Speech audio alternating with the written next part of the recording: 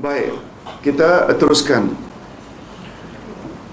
Dan demi langit yang mempunyai jalan-jalan, rupanya di langit itu pun ada jalan-jalan. Sebab setahu kita, betul tak, bulan, bintang, matahari semuanya berjalan, bergerak dengan garis edaran masing-masing. Itu sebabnya ada bulan Syamsiah,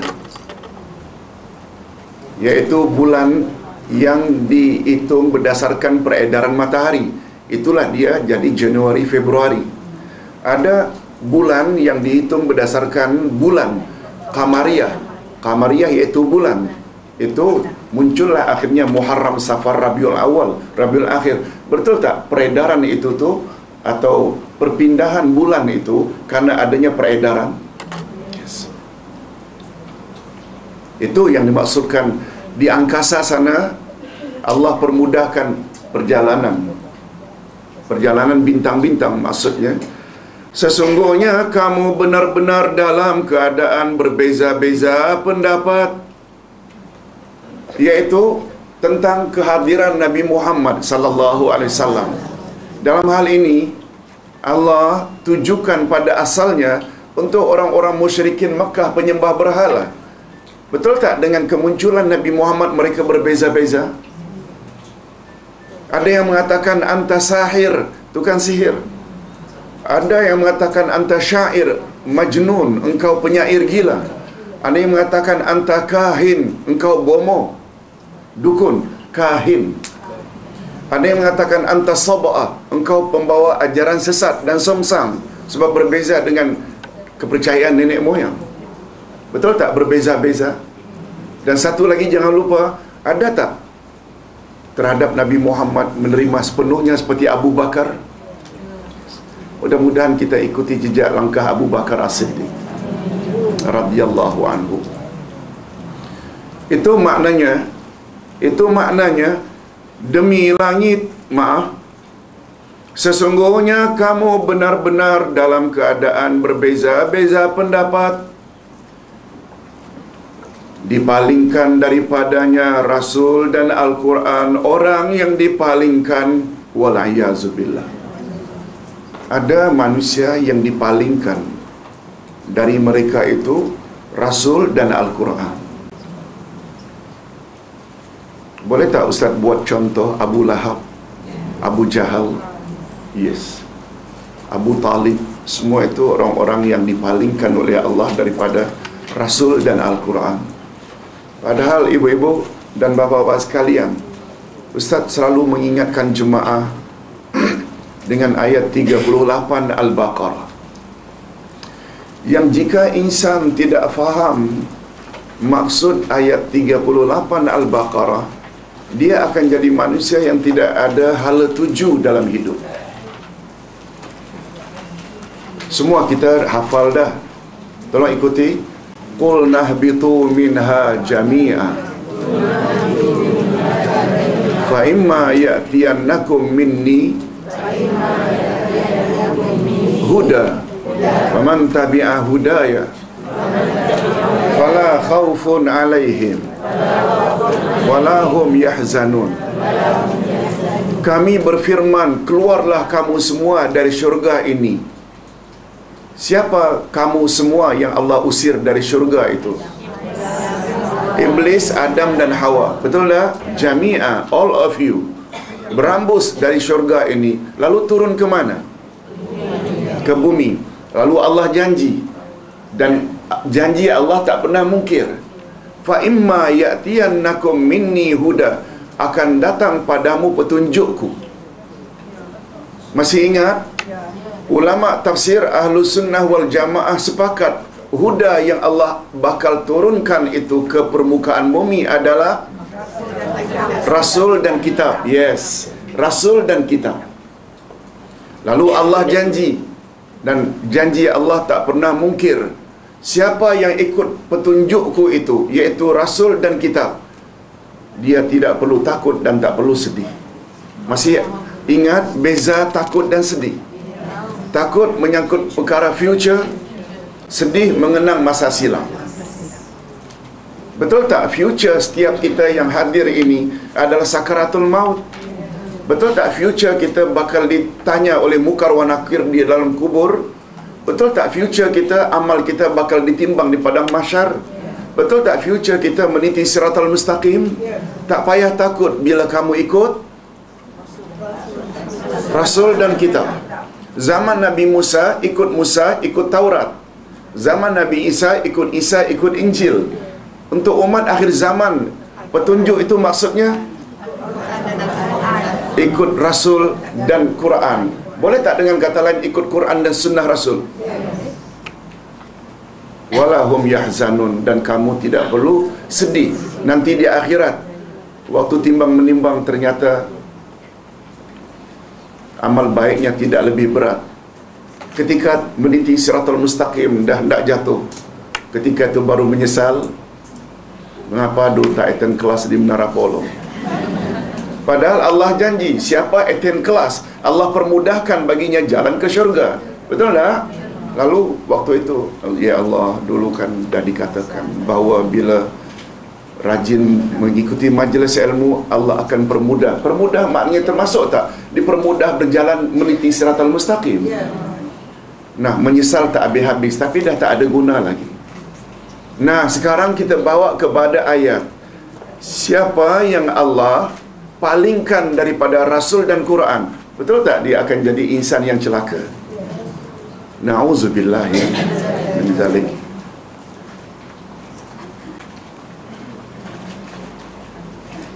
Dipalingkan daripadanya Rasul dan Al-Quran, betul tak? Padahal Rasul dan Quran inilah petunjuk.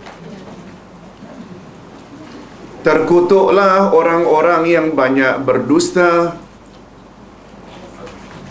Dibawa Quran, Quran ditolak. Diajak mengikut Rasul, ikut Rasul ditolak. Orang tersebut adalah terkutuk. Mengapa Ustaz bila ditanya, mengapa di sini tidak dikatakan lu'ina? Lu'inal kharrasun. Lu'ina dilaknat. Tapi di sini qutila. Qutila dari qatal maknanya bunuh. Dibunuh orang-orang yang berdusta.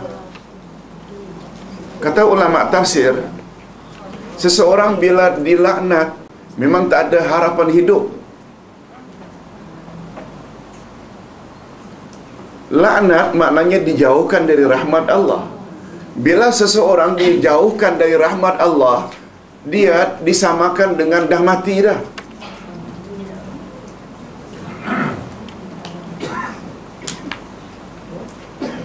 Boleh faham maksudnya? Itu sebabnya Nabi Muhammad sallallahu alaihi wasallam menasihatkan ibu bapa, terutama ibu, jangan sekali-kali laknat anak-anak walau marah macam mana pun. Bila laknat maknanya mohon agar Allah jauhkan anak dari rahmatnya. Jangan dikutuk, jangan dilaknat. Itu rahasianya. Sebab bila sudah dapat laknat, maknanya dia akan dijauhi dari kasih sayang Allah.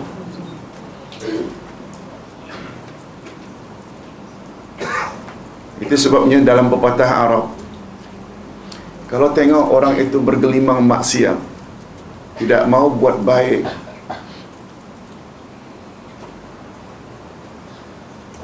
kata orang Arab, fakabbir arba'an liwafatihi.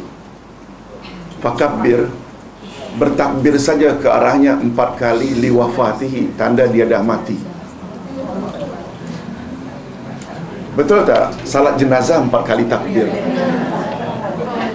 Bila kamu ada lihat orang yang tidak baik akhlaknya, fakabbir alaihi, takbir saja, Allahu Akbar, Allahu Akbar, Allahu Akbar, liwafatihi, karena dia sebenarnya sudah mati.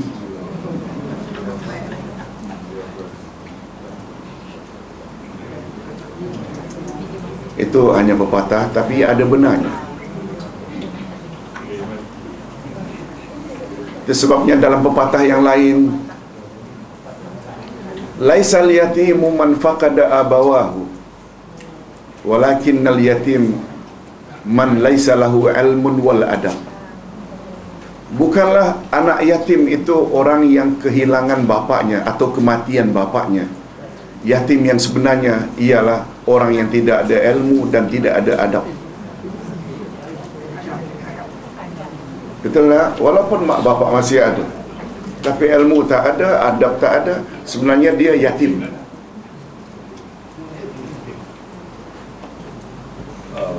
Hadirin dan hadirat rahimakumullah. Nah, siapa orang-orang yang terkutuk tersebut, yang banyak berdusta itu siapa? Ini dia. Allah jelaskan pada ayat berikut. Ini yang disebut dengan Quran tafsir Quran. Quran ditafsirkan oleh Quran. Siapa itu kharrasun yang dilaknat oleh Allah? Yaitu orang-orang yang terbenam dalam kebodohan lagi lalai. Bodoh, jahil. Sudah jahil pula lalai. Apa istilah kita? Bodoh-bodoh sombong. Dah bodoh sombong pula. Dah bodoh sombong pula. Lamratin sahun. Nah, siapa orang yang bodoh itu lagi lalai? Antara lain bila muncul dari mulut mereka pertanyaan ini. Mereka bertanya, bilakah hari pembalasan itu? Mereka cabar. Pertanyaan ini menunjukkan mereka percaya tak adanya hari pembalasan? Tak percaya. Itu sebabnya mereka mencabar Rasul, bila hari pembalasan itu akan muncul wahai Muhammad. Nabi Muhammad disuruh oleh Allah agar menjawab, hari pembalasan itu ialah pada hari ketika mereka diazab di atas api neraka. Na'udzubillahi. Maknanya bagi orang yang tidak percaya adanya hari akhirat, mereka kafir tak? Kafir. Dan tempat mereka syurga atau neraka? Neraka. Kemudian dikatakan pada mereka, rasakanlah azabmu itu. Inilah azab yang dahulu kamu minta supaya disegerakan. Nah, karena mencabar, akan datang hari itu yang kamu akan disalai dalam api neraka dan akan dikatakan pada mereka, rasakan olehmu. Inilah yang dulu kamu minta-minta.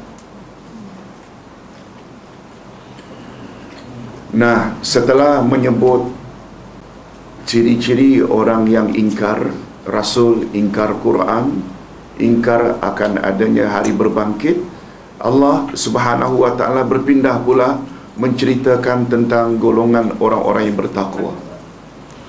Sesungguhnya orang-orang yang bertakwa berada di dalam taman-taman syurga dan di mata air. Allahumma ja'alna. Mudah-mudahan kita termasuk dalam golongan ini. Sambil mengambil apa yang diberikan kepada mereka oleh Tuhan mereka.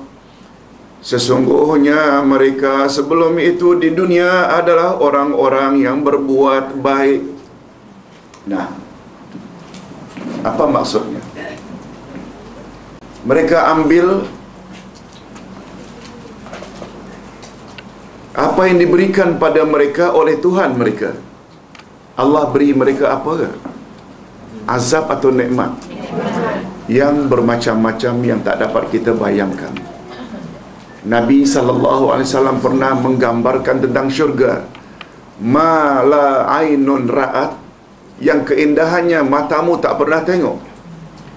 Wala uzunun sami'at, apa kemerduan yang ada di dalamnya itu hiburan yang telingamu tak pernah dengar.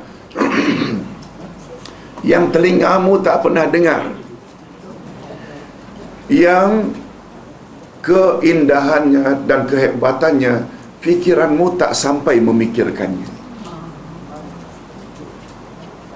Maksudnya apa? Keindahannya itu tak dapat dibayangkan. Itu maksudnya. Itu yang bakal mereka terima. Untuk siapa ibu-ibu? Al-Muttaqin. Siapa dia? Orang yang bertakwa. Nah, Ustaz nak tanya, apa definisi takwa?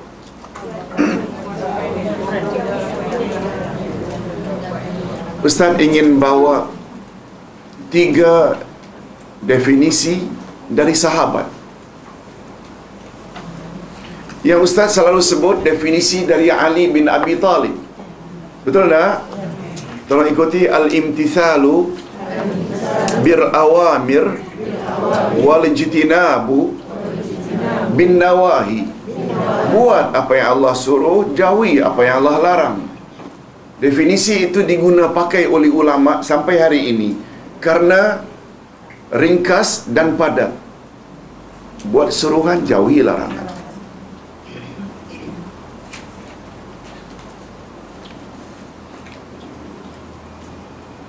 Umar bin Khattab ditanya tentang takwa. Ya Amirul Mukmin, ma huwa taqwa? Apa itu takwa? Ini definisi Umar pula. Tadi Ali. Umar tidak jawab tapi tanya balik.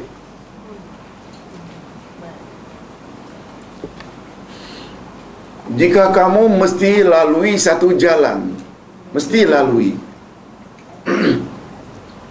Dan jalan itu penuh ditabur dengan duri-duri tajam.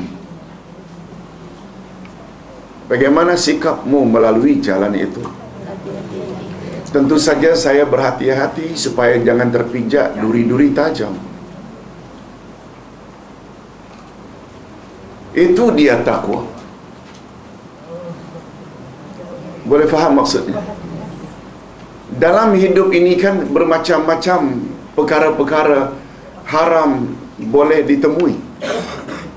Sikap hati-hati kita tak mau terlibat. Contoh mudah, masuk supermarket, bawa troli.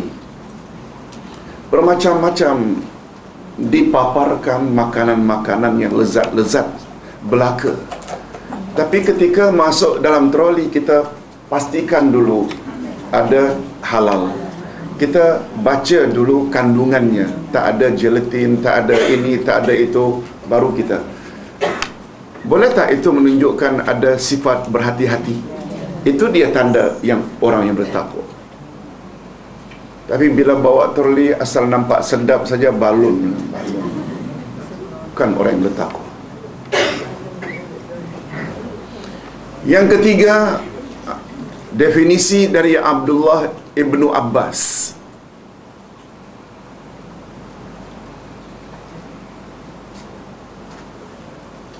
Takwa,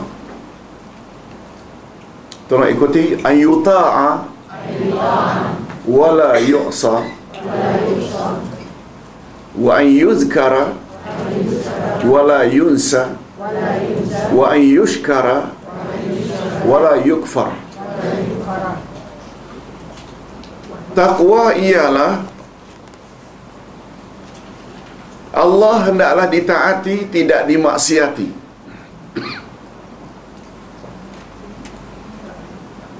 Satu. Yang kedua, kata Ibnu Abbas, Allah hendaklah disyukuri, jangan dikufuri. Maknanya jangan kufur nikmat. Ayyuzkara wala yunsa, Allah hendaklah diingat, jangan dilupakan. Bila kita pegang 3 definisi takwa ini, sudah memadai. Cuma untuk lebih dalam lagi, Ustaz ingin sebut at-taqwa dari kata wiqayah. Al-wiqayah,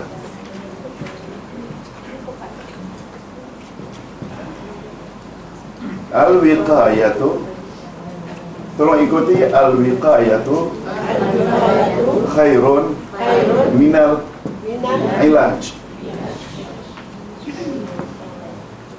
Al-wiqayatu khairun minal ilaj. Okey. khairun minal ilaj. Ustaz nak jelaskan sedikit.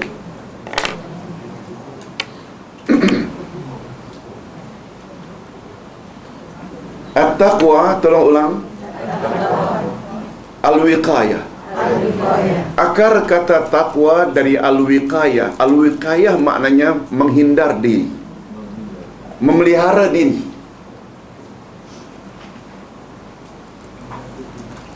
Menjaga diri. Pepatah Arab ini juga popular dalam bahasa Inggeris. Memelihara diri better, lebih baik daripada mengobati. Kan ada prevention better than cure. Betul tak? Jadi at-taqwa ni dari kata al-wiqayah. Apa kaitan Ustaz takwa buat suruhan jauhi larangan dengan memelihara diri?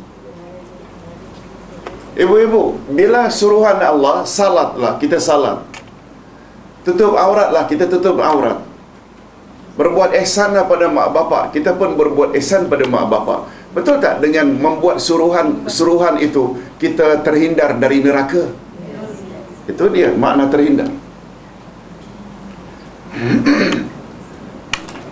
Tentang larangan pula, jangan minum arak, jangan berjudi, jangan berzina, jangan rasuah. Lalu kita pelihara diri, tak terlibat judi, rasuah, zina. Betul tak? Dengan tidak terlibat dengan perkara-perkara maksiat, diri kita terpelihara daripada neraka. Boleh tak?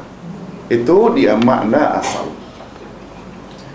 Boleh tak dengan kata lain, jika suruhan Allah dibuat, jika larangan Allah dijauhi, bermakna kita telah memelihara diri kita dari azab Allah. Itu dia makna asal al-wiqayah. Malah ibu-ibu dan bapa sekalian, bila kita bertakwa pada Allah, pemeliharaan Allah bukan saja di akhirat, dari neraka, di dunia lagi. Ustaz buat contoh. Gara-gara tidak pelihara diri kerana langgar larangan Allah seperti rasuah, betul tak, di dunia lagi di first page sudah terpampang gambar kita sebesar-besarnya. Betul tak? Maruah kita dan keluarga akhirnya tidak terpelihara. Dah rosak lagi di dunia lagi, sebelum lagi di akhirat. Gara-gara apa? Gara langgar larangan Allah. Maruah kita tak terpelihara. Boleh faham maksudnya? Jadi at-taqwa berasal dari perkataan al-wiqayah, maknanya apa? Memelihara diri. Itu sebabnya di dalam doa yang paling popular, Rabbana atina fid dunya hasanah wa fil akhirati hasanah wa qina azabannar. Qi itu dari kata wiqayah. Kan peliharalah kami daripada azab neraka. Wa qina, dan peliharalah dalam bentuk arahan pelihara. Qi itu dari kata al-wiqayah. Okey, kita teruskan.